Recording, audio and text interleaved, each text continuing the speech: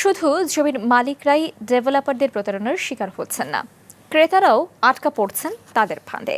প্রতারক ডেভেলপারদের নিয়ে নিয়াজ মোর্শেদের 2 পর্বের ধারাবাহিক প্রতিবেদনের আজ থাকছে দ্বিতীয় পর্ব। ছবি তুলেছেন নাসির হোসেন। এই জমিতে 6তলা ভবন হওয়ার কথা ছিল, কিন্তু শুধু পিলার তুলেই পালিয়ে গেছে ডেভেলপার। 6টি ফ্ল্যাটের ক্রেতারা মাঝে মাঝে এসে খোঁজ নিচ্ছেন কবে কাজ শুরু হবে, কিন্তু গত 3 বছরে কোনো কাজই হয়নি। উধাও হয়ে গেছে, পালিয়ে গেছে। এখন দেখতেছি যে ভাড়া দিয়ে আর কত থাকবো আমরা, নিজের বাড়ি থাকতে নিজের জায়গা থাকতে।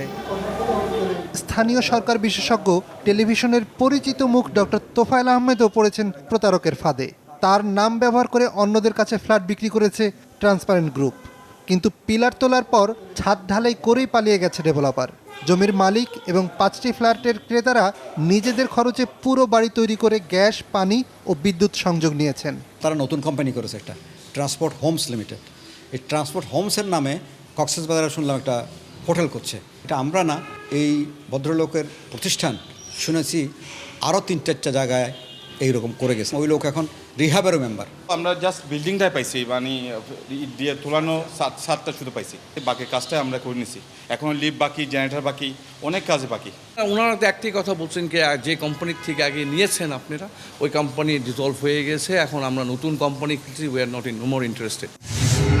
তাদের অভিযোগ ছিল এনায়েতুল্লাহ বারবার প্রতিষ্ঠানের নাম আর ঠিকানা পাল্টে প্রতারণা করে যাচ্ছে।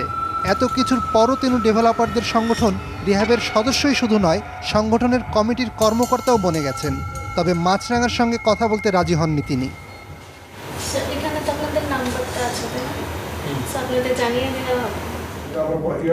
রিহাব জানিয়েছে তাদের কোনো সদস্যের বিরুদ্ধে প্রতারণার অভিযোগের সত্যতা পাওয়া গেলে ব্যবস্থা নেওয়া হবে। রিহাব মেম্বার যারা, রিহাব মেম্বাররা কিন্তু আসলেই এই ধরনের কোনো কর্মকাণ্ডের মধ্যে নাই। রিহাবের মেম্বার না হলে আমাদের করার কিছু নাই। পূর্বে কি করেছে আমাদের পক্ষে তো সেটা করা সম্ভব না, আর আমরা উই আর নট পুলিশ। প্রতারণার হাত থেকে বাঁচতে ফ্ল্যাট কেনার আগে ডেভেলপার সম্পর্কে ভালো করে খোঁজ খবর নিয়ে তারপর বিনিয়োগের পরামর্শ দিয়েছেন বিশেষজ্ঞরা। নিয়াজ মোর্শেদ, মাছরাঙা সংবাদ, ঢাকা।